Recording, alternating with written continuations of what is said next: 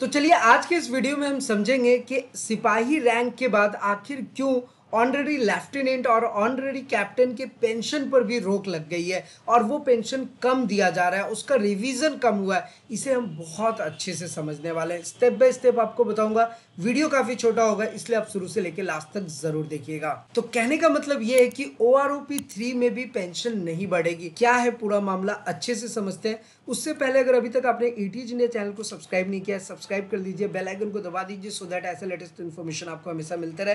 वैसे आपको पता है कि हम सारे टॉपिक्स कवर करते हैं और हमारी कोशिश हमेशा यही रहती है कि आपके साथ सही और सटीक जानकारी शेयर करें।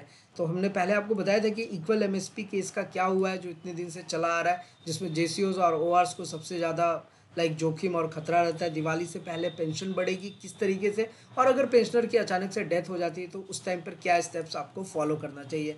कुछ पेंशनर को एरियर ही गलत मिला है, एरियर तो मिल गया लेकिन गलत मिला, तो वैसे केस में आपको क्या करना है। तो ये सारे टॉपिक्स हम कवर करते हैं और आज हम टॉपिक कवर कर रहे हैं कि ऑनरेरी लेफ्टिनेंट के जो पेंशन है उसमें भी प्रॉब्लम है, बहुत बड़ी गड़बड़ी है और इस गड़बड़ी को समझना बहुत ज़्यादा ज़रूरी है। तो चलिए हम लोग स्टेप बाय स्टेप समझते हैं। सबसे पहली चीज़ तो ये है कि जो ऑनरेरी लेफ्टिनेंट है, ये जो ऑनरेरी लेफ्टिनेंट का रैंक है, इसमें भी पेंशन गलत है। अब ये गलत शब्द का क्यों यूज़ किया जा रहा है इसको समझना है। देखिए ये चीज़ बेसिकली क्या है ना, इसे शॉर्ट में अभी आप ऐसे समझिए।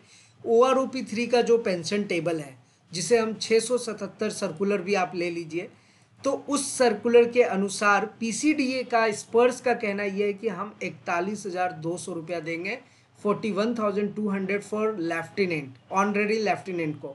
और जबकि अगर आप कैलकुलेशन करते हैं, कैलकुलेशन का पूरा फॉर्मूला हमने आपको दिया हुआ है, आप खुद से भी कैलकुलेट कर सकते हैं, उसके अनुसार होना चाहिए 46,300 यानी 46,300, लेकिन मिल रहा है 41,200। तो अब बात यह है कि ऐसे सिचुएशन में क्या करें।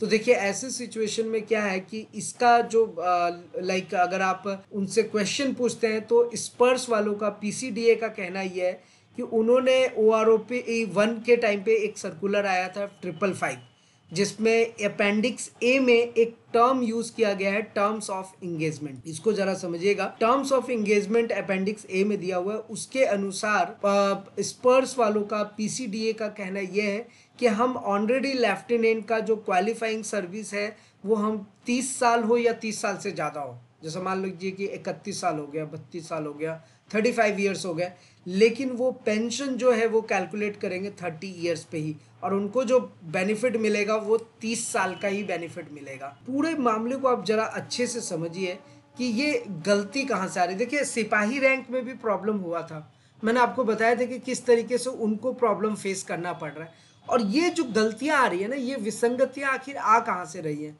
इसका रूट कॉज जो है वो हमेशा मैंने अपने वीडियोस में डिस्कस किए हैं। इसका रूट कॉज है OROP 1।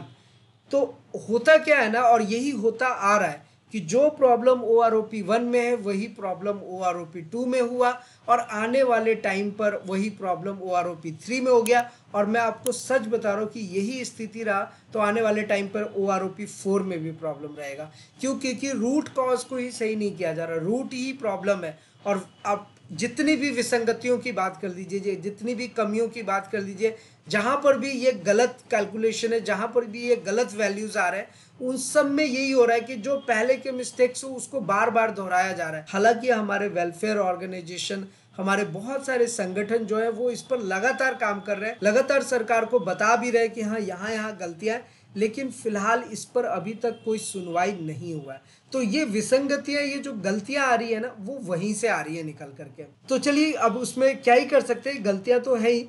तो अब आप खुद से सोचिए कि अगर उनका 30 साल, 32 साल, 35 साल का सर्विस पीरियड है, क्वालिफाइंग सर्विस है, उनका एक चीज़ तो उन्होंने क्लियर कर दिया सर्कुलर 555 पेंडिंग से टर्म्स ऑफ एंगेजमेंट में कि उनको जो हम पेंशन देंगे ऑनरेडी लेफ्टिनेंट को, वो देंगे हम 30 साल का। चलिए यहाँ तक बात समझ में आती। एक इम्पॉर्टेंट टॉपिक और है, यहीं पर आप उसे भी समझ लीजिए क्योंकि ये बहुत संजीदा मैटर है। और पता है क्या है कि ये सिर्फ ऐसा नहीं है कि मैं ऑनरेडी लेफ्टिनेंट की आज के टाइम पे कोई बात नहीं कर रहा, तो मैं इसलिए ऑनरेडी लेफ्टिनेंट का भी ले रहा हूँ क्योंकि यहाँ पर भी गलती है। और जब गलती है तो भाई आपको तो इसको सही सुधारना पड़ेगा ना, सरकार को तो इसको सही करना ही पड़ेगा। तो इस पर भी आवाज़ उठाना ज़रूरी था कि ऑनरेरी लेफ्टिनेंट रैंक के अकॉर्डिंग जो यहाँ पर इनको OROP 3 का पेंशन एरियर दिया जा रहा है वो भी बिल्कुल गलत है और वो उसमें सुधार होना चाहिए, ये सच में। और जिस तरीके से सिपाही के रैंक में हमने बताया वैसे अभी यहाँ पर है। तो अब देखिए, अब यहाँ पर ये कंफ्यूजन आ कहाँ से रहा है इसको आप समझिए। देखिए, ऑनरेरी लेफ्टिनेंट आपका रैंक है और 30 जून 2019 तक आप रिटायर्ड हुए हैं, ठीक है। 30 जून 2019 तक अगर आप रिटायर्ड हुए हैं तो उनको पेंशन का कितना दिया जा रहा है, 41,200 रुपया मिल रहा है, यानी कि ये OROP 2 का पेंशन है। बड़ा कॉम्प्लिकेटेड चीज़ है, इसको समझिए। देखिए, रैंक में ये प्रॉब्लम, और ये मैं ऑनरेरी लेफ्टिनेंट की बात नहीं कर रहा हूँ, ये तो अभी तो मैं फिलहाल ऑनरेरी लेफ्टिनेंट रैंक का ले रहा हूँ, लेकिन पहले वीडियोज़ में मैंने आपको बताया जो अदर रैंक्स हैं उनको भी ये प्रॉब्लम फेस करना पड़ रहा है, वो भी ये प्रॉब्लम फेस कर रहे हैं। अब देखिए, अब जस्ट सिचुएशन देखिए क्या है। अभी OROP 2 का जो पेंशन है उनको कितना मिल रहा है, 41,200 रुपया। मिलना कितना चाहिए, 46,300 रुपया। डिफरेंस कितने का आ रहा है, 41 और 46, 5,100 रुपये का डिफरेंस है। सरकार सीधा सीधा एक पेंशनर से जिनकी ऑनरेडी लेफ्टिनेंट रैंक है 5,100 रुपये बचा रही है। आप सोच रहे हैं कि सरकार किस लेवल का ये अन्याय हो रहा है, किस लेवल का ये गलत संकेत जा रहा है कि सीधे 5,100 रुपये का डिफरेंस आ गया। अब इसमें आप कर क्या सकते हैं, अब आप या तो कंप्लेन लॉन्च कीजिए या फिर कोर्ट केस कर सकते हैं, यही एक सॉल्यूशन है। आप कर सकते हैं ये चीज़ें आप, क्योंकि ये कैलकुलेशन तो गलत है।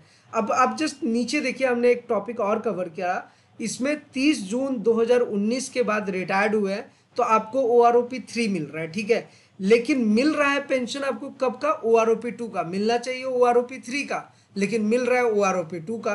तो इससे बढ़िया तो OROP 1 था ना। जब OROP 1 का आप रिवाइज पेंशन देखेंगे तो वो है 41,352, 41,352 rupees for OROP 1 and for OROP 2 ये कितना है, 41,200 रुपये। अरे भाई, OROP 1 से भी कम है ये, तो फिर अब इससे अच्छा तो OROP 1 का ही देते हैं। अब OROP 2 में आपने उससे भी कम कर दिया है। अभी अब जस्ट सोचिए कि 30 जून 2014 में जो पेंशनर रिटायर्ड हुए हैं वो आज के टाइम पे उनका रिवाइज होके 41,352 से 41,532 रुपया मिल रहा है। अगर आप किन्हीं भी लेफ्टिनेंट पेंशनर का पेंशन PPO देखेंगे, अब देखिए PPO की बात निकल गई है, तो हमने आपको बताया कि पेंशन तो सारे पेंशनर की बढ़ी है कुछ ना कुछ, लेकिन कॉरिजेंडम PPO कैसे डाउनलोड। इसलिए मैं सारे पेंशनर्स को बोलता हूँ, आपका चाहे कोई सा भी रैंक हो, कैसा भी रैंक हो, आप अपना कॉरिजेंडम PPO खुद से डाउनलोड। अब डाउनलोड कैसे करना है एक बार मैं फिर से आपको ओवरव्यू दे दूंगा जस्ट ये टॉपिक कवर अप होने के बाद, लेकिन आपको करना चाहिए, आपको खुद से ज़रूर देखना चाहिए, जागरूक रहना चाहिए। जहां पर समस्या है उसके लिए आपको फाइट करना पड़ेगा। तो अब देखिए, अब ये अगर आप किसी का कॉरिजेंडम PPO देखेंगे और उनका अगर 30 जून 2014 को रिटायर्ड है, OROP 1 के बेसिस पे जिनको 41,352 मिल रहा था वो अभी रिवाइज होकर 41,532 हुआ है। तो इसी तरीके का अगर प्रॉब्लम है, आप जो मैंने आपको बताया, अगर इस तरीके का प्रॉब्लम चलेगा तो इतना श्योर है कि आने वाले टाइम पर जो OROP 4 है उसमें भी यही गलती हो जाएगी और यही मिस्टेक हो जाएगी। जिनको OROP 3 के लिए एलिजिबल है, मेरा बस ना इस पूरे टॉपिक्स का जो कंक्लूजन पॉइंट है वो मैं आपको बता रहा हूँ। जो पेंशनर OROP 3 के लिए एलिजिबल है उनको OROP 2 के अकॉर्डिंग उनको क्यों दिया जा रहा है पेंशन, या उनको 46,300 रुपये आपको अपग्रेड करना चाहिए, तो आप उनको OROP 2 41,200 रुपये के अकॉर्डिंग दे रहे हैं। OROP 1 में ये 42,352 रुपये था, 42,352 रुपीज़, तो OROP 2 में 41,200 रुपये हो जा रहा है। और जो OROP 3 के लिए एलिजिबल है, इसके ऊपर बहुत सारे डिस्कशन हुए हैं। अब बहुत ही कम लोग इस टॉपिक पे बात कर रहे हैं, लेकिन ये ज़रूरी है भाई, क्योंकि ऑनरेडी लेफ्टिनेंट के साथ ये सच में गलत हो रहा है। ये सही मिलना चाहिए था उनको कैलकुलेट होकर के। अब OROP 3 जो जिनके लिए एलिजिबल है, जिनको उतना मिलना चाहिए, वो फिर से 30 साल का क्वालिफाइंग सर्विस कैलकुलेट कर रहे हैं और दे कितना रहे OROP 2 का पेंशन, जो कि 41,200। तो ये सोचने वाली बात है, सरकार को इसके बारे में ज़रूर सोचना चाहिए। और हमारे जितने भी ऑनरेडी लेफ्टिनेंट से रिटायर्ड हुए वो हमें नीचे कमेंट करके बता सकते हैं कि आपका कॉरिजेंडम PPO क्या कहता है, आपको क्या अपडेट मिला है, आपके क्वालिफाइंग सर्विस के थ्रू आपको क्या मिल रहा है और क्या मिलना चाहिए। अगर आपने हमें शुरू से सब्सक्राइब किया हुआ है, फॉलो किया हुआ है, तो हमने आपको सारी चीज़ें बताई हुई है कि आप किस तरीके से अपना कैलकुलेट कर सकते हैं।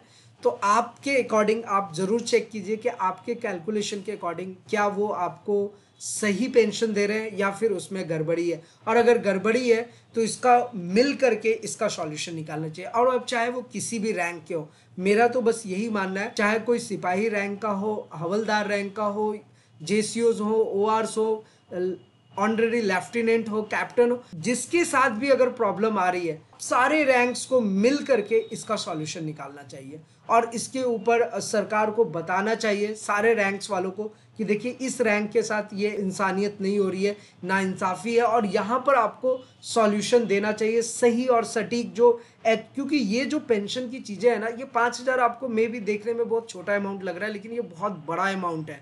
अगर सरकार सीधा की सीधा 5,000 डिडक्ट कर रही है, बहुत बड़ा नुकसान हो रहा है पेंशनर को। सरकार का तो फायदा हो ही रहा है, लेकिन नुकसान किसको हो रहा है? पेंशनर को। तो ऐसे सिचुएशन में हमें इसको मिल करके इसका सॉल्यूशन निकालना चाहिए, सारे रैंक्स को सपोर्ट करना चाहिए, हर एक रैंक के लिए। तो ये तो देखिए, ये जो मैंने टॉपिक कवर किया, ये आपका क्या कंक्लूजन है मैंने आपको बता दिया, लेकिन आपको इस पे क्या कहना है, आपकी क्या राय है, आपका क्या कमेंट है, आप नीचे हमें कमेंट करके ज़रूर बताइएगा।